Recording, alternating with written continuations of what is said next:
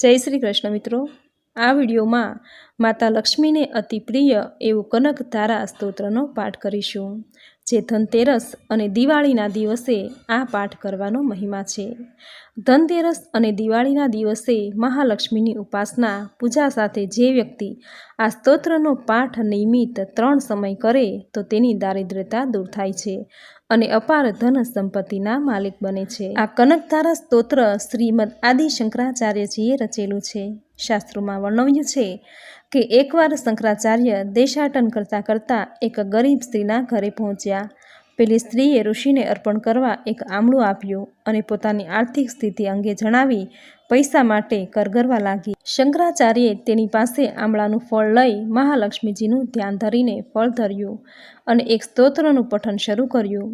સંપૂર્ણ શ્રદ્ધા અને હૃદયપૂર્વક કરવામાં આવેલ સ્તોત્ર પઠનથી મહાલક્ષ્મી પ્રસન્ન થયા અને ફળ સ્વરૂપે સુવર્ણ આમળાની વર્ષા વરસાવી। તેથી આ સ્તોત્રને કનકધારા એટલે કે સોનાનો વરસાદ કહેવાય છે। ધનની અધિષ્ઠાત્રી દેવી માતા લક્ષ્મીની પૂજામાં આ કનકધારા સ્તોત્રનો પાઠ કરવાથી દેવી લક્ષ્મી પ્રસન્ન થાય છે અને અપાર સંપત્તિ આપે છે। તો મિત્રો, આ હતું કનકધારા સ્તોત્રનો પાઠ કરવાનું મહાત્મ્ય। હવે કરીશું કનકધારા સ્તોત્રનો પાઠ। સુંદર શબ્દોમાં બોલો માતા લક્ષ્મીની જય। જેમ ભમરી ખીલતા ફૂલોથી શોભતા તમાલ વૃક્ષ પર રહે છે, તેમ શ્રીહરિના રોમાંચથી શોભતા શ્રી લક્ષ્મીની કટાક્ષ લીલા નિરંતર પ્રભુના શ્રી અંગો પર પડે છે। જેનામાં સમસ્ત વૈભવ, ઐશ્વર્ય અને ધનનો નિવાસ છે, તે મંગલમયી દેવી શ્રી લક્ષ્મીની કટાક્ષ લીલા મારું મંગલ કરો। જે રીતે ભમરી કમળ પર આવજા કરે છે, એ રીતે પ્રભુ મુરારીના મુખ કમલ તરફ પ્રેમથી જતી અને લજ્જાથી પાછી ફરતી સમુદ્ર કન્યા શ્રી લક્ષ્મીની મનોહર મુગ્ધ દ્રષ્ટિમાલા મને અતુલિત વૈભવ પ્રદાન કરે।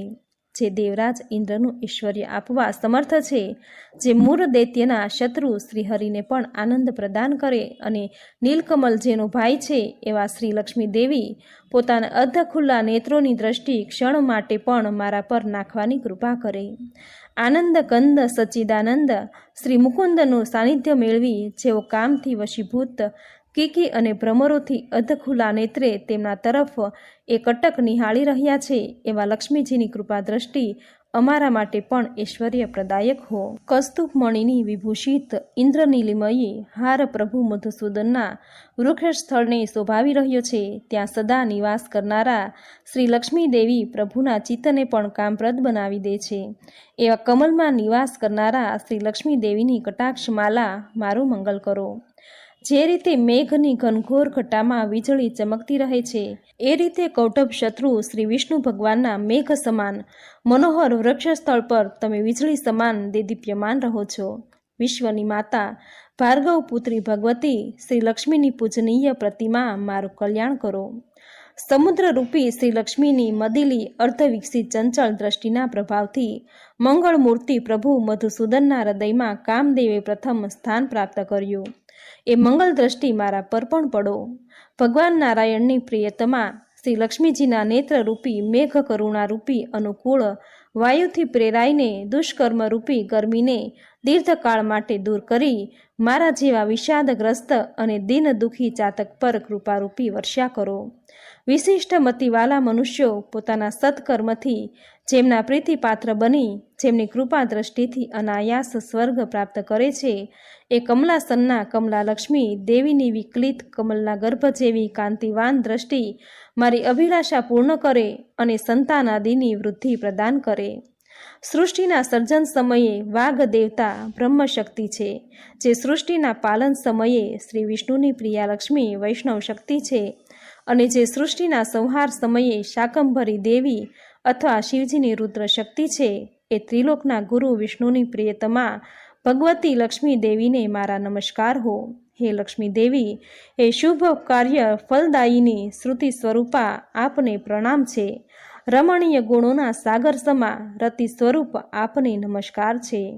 સહસ્ર પાંખડીવાળા કમલમાં નિવાસ કરનારા શક્તિરૂપ રમાને મારા પ્રણામ છે। પુરુષોત્તમ શ્રી હરિના અતિ પ્રાણપ્રિય પૃષ્ટિરૂપ શ્રી લક્ષ્મી દેવીને નમસ્કાર છે। કમલમુખી શ્રી લક્ષ્મી દેવીને નમસ્કાર છે। ક્ષીર સમુદ્રમાંથી ઉત્પન્ન થયેલી રમાને પ્રણામ છે। ચંદ્રમા અને અમૃતની બહેનને નમસ્કાર છે.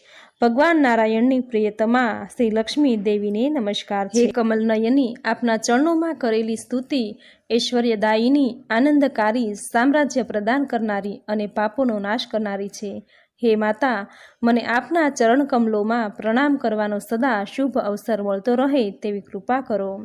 જેમની કૃપા માટે કરવામાં આવતી ઉપાસના સેવક માટે સર્વ મનોકામના પૂરી કરનારી અને ધન સંપત્તિ વધારનારી છે, એવા ભગવાન મુરારીની હૃદયેશ્વરી દેવી મહાલક્ષ્મીજીનું હું તન, મન અને વાણીથી ભજન કરું છું.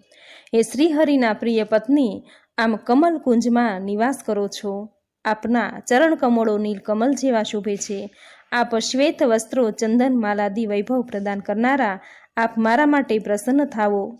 ગજેન્દ્રો સૂંઢમાં કનક કુંભ લઈને જેમના પર અભિષેક કરી રહ્યા છે, આકાશ ગંગાના સ્વચ્છ શીતલ જલથી જેમના શ્રી અંગનો અભિષેક થઈ રહ્યો છે, એ જગદીશ્વરના પત્ની, ક્ષીરસાગરના પુત્રી, જગત માતા ભગવતી શ્રી લક્ષ્મી દેવીને હું પ્રાતઃકાલે નમસ્કાર કરું છું.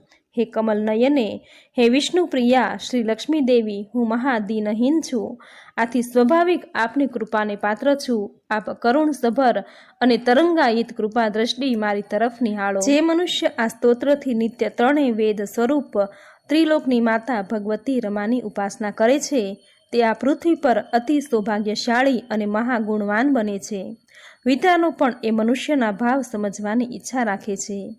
આદિ શંકરાચાર્ય રચિત આ સુવર્ણ સ્તોત્રનો જે મનુષ્ય ત્રણેય કાળ પાઠ કરે છે, તે કુબેર સમાન ધનવાન બની જાય છે. શ્રીમદ આદિ શંકરાચાર્ય વિરચિતમ કનકધારા સ્તોત્રમ સમાપ્તમ.